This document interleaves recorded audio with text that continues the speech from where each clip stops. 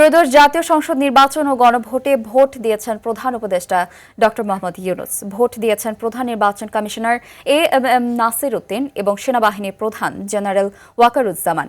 জাতীয় সংসদ নির্বাচন ও গণভোটকে নতুন বাংলাদেশ গড়ার এক ঐতিহাসিক সুযোগ হিসেবে উল্লেখ করেন তারা। ভোট কেন্দ্র থেকে ঘুরে এসে আরও জানাচ্ছেন Marjan Evan. White plus pro sensitive স্কয়ারে মাঠের বাইরেও তো আমরা এভাবে দেশপ্রেম দেখাতে পারি। রক্তক্ষয়ী জুলাই অভ্যুত্থানের পর অন্তর্বর্তীকালীন সরকারের ঘটনাবহুল সময় পেরিয়ে গণতান্ত্রিক রূপান্তরের স্বপ্নে ভোট দিচ্ছে দেশের মানুষ।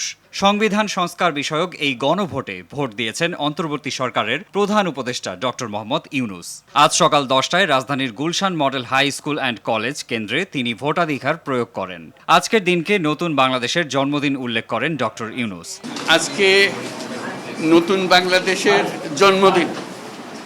সারা দিনব্যাপী আমরা এই জন্মদিন উৎসব পালন করব।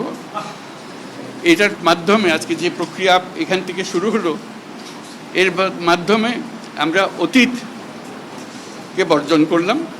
যেসব দুঃস্বপ্নময় অতীত ছিল সেই অংশ আমরা সম্পূর্ণরূপে বর্জন করলাম। এর কিছুক্ষণ আগেই সকাল 9:30টায় ঢাকা 8 আসনের স্কাটন উচ্চ বিদ্যালয় কেন্দ্রে নিজের ভোটাধিকার প্রয়োগ শেষে সাংবাদিকদের সাথে কথা বলেন প্রধান নির্বাচন কমিশনার এএমএম নাসির উদ্দিন।